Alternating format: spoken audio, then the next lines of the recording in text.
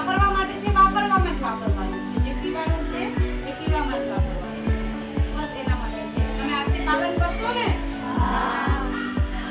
આ એક આરોનો પ્લાન્ટ છે. આપણા ઘરે જે નાનો પ્લાન્ટ હોય છે આરોનો, તેમાંથી પાણી નથી બનાવવાનું. આપણે ત્યાં બોર હોય છે, સારું પાણી આવે છે. આ આરો પ્લાન્ટ છે તે અહીંયા લગાવેલો છે. હા, અહીંયા તમને લાવવાનું આજે સમજાવવાનું મતલબ એટલો જ છે કે આ પાણી આરોનો જે પ્લાન્ટ છે એમાં 60% પાણી ખરાબ નીકળી જાય છે જ્યારે 40% પાણી ચાલુ હોય. એટલે કે 500 મિલી જ પાણી સારું રહે છે, એની સામે 1700 વેસ્ટ નીકળી જાય છે. બરોબર? ત્યારે આટલું સારું પાણી મળે છે. એટલે કે તમારે તે ટાંકી આપેલી છે, અહીંયાથી આ પાણી જાય છે લાઈનની, એ પાછળ તમારી પાસે પાણીની ટાંકી છે જેમાં પાણી થાય છે.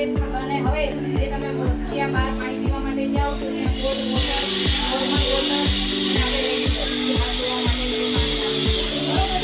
હવે એટલે આપણે એનો ટાંકી અહીંયા રાખેલી છે. અને હવે એમ થતું નથી કે આ કચરાનું જે વેસ્ટ જાય છે એ પાણી ક્યાં જતો છે, તે સામે પાણીની ટાંકી એની રાખી. એ રીતે બાથરૂમમાં તમે પાણી કરો એટલે વેસ્ટ પાણી ક્યાં છે એની પણ કાળજી રાખેલી છે. હવે તમારે આમાંથી એ સમજવાનું છે કે શું બધું પાણી નીકળે છે ત્યારે સાફ પાણી રહે છે. એટલે પાણીનો બગાડ કરવાનો નથી. બરોબર? જળ એક જીવનનું જિમ્મેદારી ન બનવી. ઘરમાં આપણે કંઈ આરોના પાસે હાથ મોઢા નથી ધોવા. જ્યારે આપણે જે જરૂરી ખાવા પીવા માટે ઉપયોગમાં લેવામાં આવે છે એટલે કે જ્યારે આપણે નીચે પાણી પીવા માટે જઈએ છીએ નોર્મલ વોટર છે એ અત્યારે નોર્મલ જ આવે છે.